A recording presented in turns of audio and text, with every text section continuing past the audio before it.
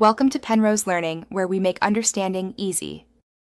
In this video, I will explain how to use stop-loss orders. A stop-loss order is a crucial tool for managing risk in your investments. It's an instruction to your broker to sell a security once it hits a certain price, known as the stop price.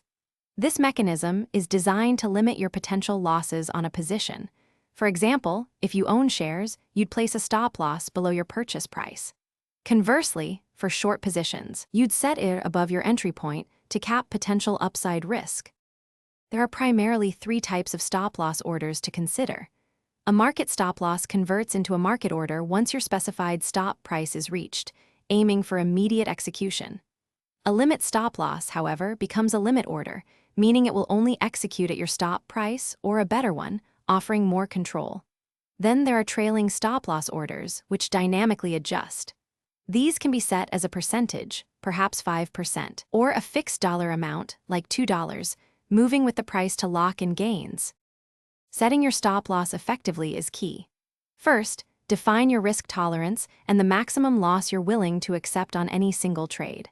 A common approach is to place your stop-loss at a significant technical level, like a previous support or resistance area. You might also use a percentage-based approach, perhaps setting it at 5% or 8% below your entry. It's crucial to avoid placing your stop too tightly to the current market price, as normal market fluctuations could trigger it prematurely. To maximize the effectiveness of stop-loss orders, always follow best practices.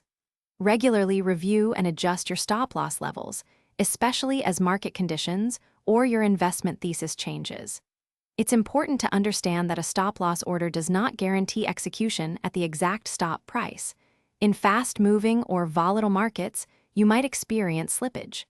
This means your order could fill at a slightly different price. Always integrate stop-loss orders as one component of a broader, well-defined risk management strategy. Thanks for watching. If this was helpful, leave a like and consider subscribing. See you next time.